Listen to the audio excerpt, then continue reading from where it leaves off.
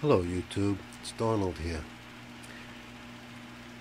These are my 4 seedlings of the moonshine haze, and earlier today I went ahead and I did a little bit of pruning on this big one right here. Hope I can see if I can get this thing to focus this close. Look right at the notch where those 2 little branches come out. You can see where you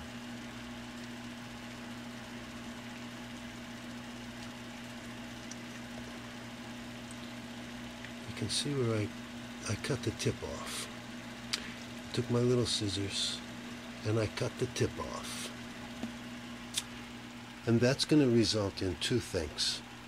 First of all, it's going to slow the plant growth down, because essentially what I've just done is created a little bit of a trauma for the plant, kind of thrown it into a state of shock. And it's going to take a couple of days for it to figure out just what's going on and what it needs to do. Now, these plants, like most plants, they grow from the tips.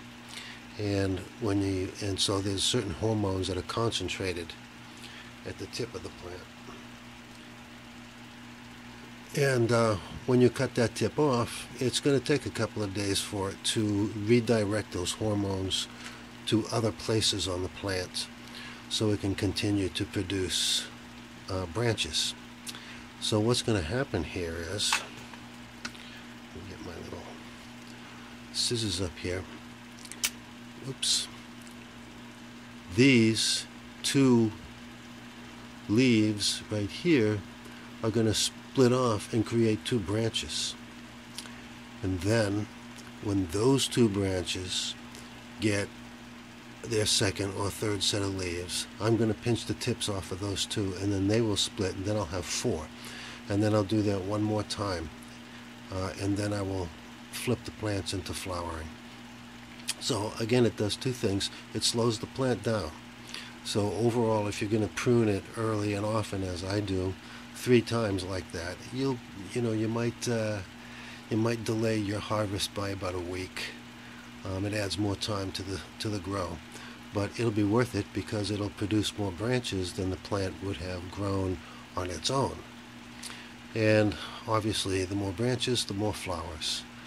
And because these are sativa, which tend to grow tall and lanky, and some of them can get really tall and lanky, by pruning it like this, you will be keeping it shorter and more bushy.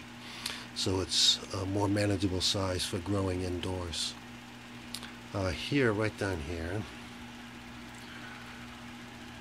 are that's the seed husk right there. That falls off the plant once it sprouts up, once it sticks its head up above the ground. That seed shell will fall off. I'm going to go over how to prepare seeds for germination in a little while. My phone battery is running low. I have to break off and recharge, so I'll get back to you soon. Alright, I'm back. So, I'm going to show you how I take my samples for checking the pH of my solution. I'll just give this thing a lift. Fill my little specimen cup, as it were. And I like to take a bigger sample because there may be remnants from the previous sample that I would want to account for. Oops. Alright. I'm going to let that sit for a few seconds. This is a brand new pH meter I just bought. I didn't take good care of my last one, and it broke. Alright, so I have a reading of 6.3. That's a little high for me. What you have to remember is this bucket only has about 3 gallons of solution in it. 3 gallons is not a lot, and for those of you who may have had fish in aquariums, as I did, you will know that keeping the the solution at the same conditions is very important for the health of your plants and your fish. So it doesn't take much to change the conditions in this smaller volume of water. So you have to monitor it carefully. When they're early like this, when the plants are this young, you have to monitor them 2 or 3 times a day. The pH can fluctuate somewhat, even though there's not a lot going on in this solution, because the roots haven't gotten down to that level yet. But you have to be careful at this stage of the game. A small mistake can kill your plant early like this. It's like having a baby. You have to be very gentle with them.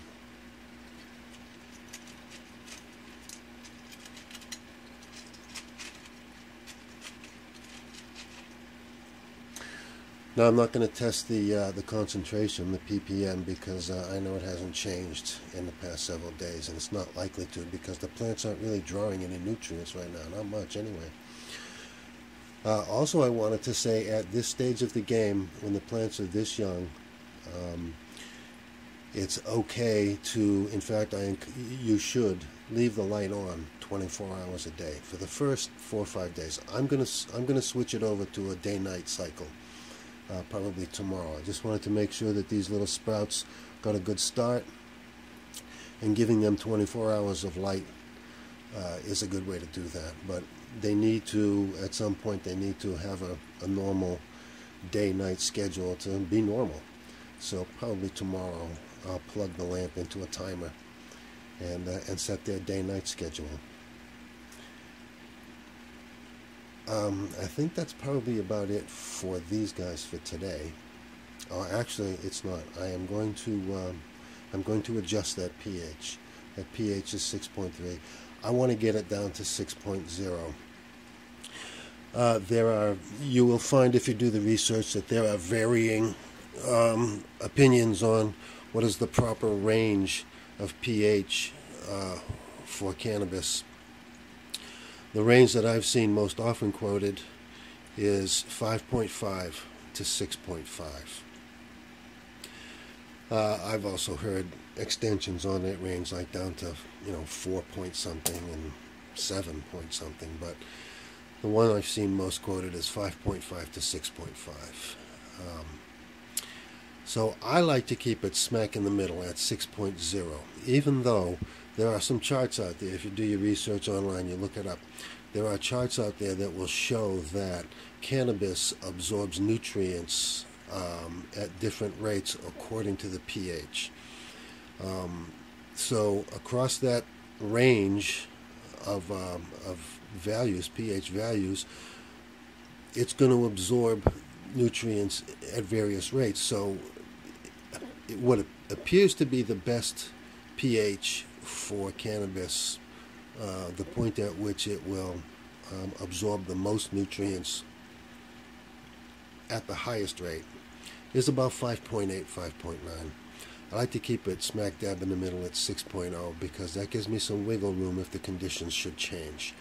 If you have your pH closer to either the top or the bottom of the range, and those conditions should change for whatever reason, and sometimes you never know what the reason is, it can be kind of fickle, you could push your plants out of the proper pH range, and when that happens, they cannot absorb nutrients, and if you leave it out of range long enough, they will in fact starve to death. So pH is important. I'm going to go get my solution and come back, and I'll get back to you in a minute. Okay, this is one of my pH adjusters. I have a pH down and a pH up. Right now I want to bring my pH down from 6.3 to 6.0. So I'll be using this solution. And you have to be very careful how you administer this stuff. It's pretty potent stuff. It's strong. You don't want to burn the roots, chemically burn the roots. That'll kill your plant. So, what I'm going to do is I'm going to scoop out well, maybe I won't scoop it up. Maybe I'll just do this. I'm going to fill this cup, and then I'm going to put only a few drops of that solution into this cup, and then I'm going to pour it into the solution in the bucket, so you don't get a concentrated dose of this chemical all at once.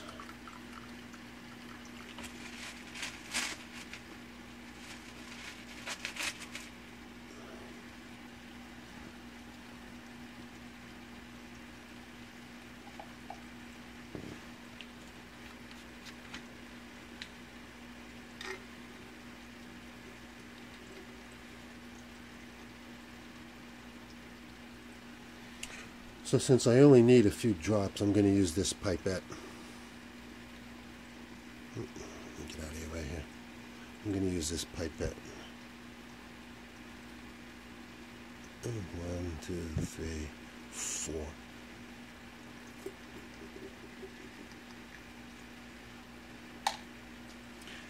And then I'm just going to dump it into the tank.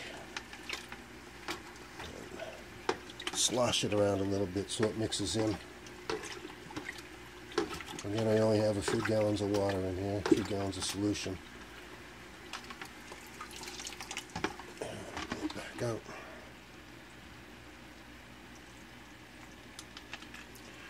And take another reading. Alright, now I'm down to 6.2, so I brought it down 1/10 of a point. So, I'm going to add a few more drops.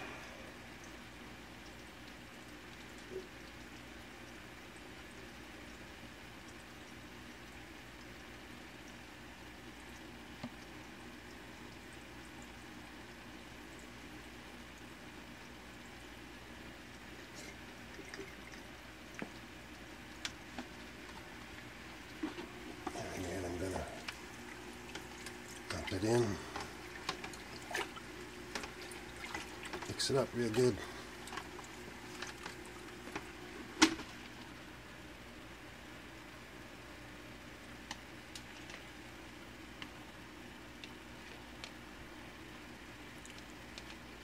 What are we seeing here? All right, 5.8. That's actually the ideal. It was a little lower than I wanted to go, but it seems to be trending upward. So I'm going to guess that probably over the next 12 hours or so, that 5.8 might rise to 5.9 or 6. But again, you have to check it at least a couple of times a day, because this small volume of solution, the conditions can change quickly, and they could change for the worse. And it's easy to kill a plant at this stage. So I'm going to leave it as is and call this a wrap.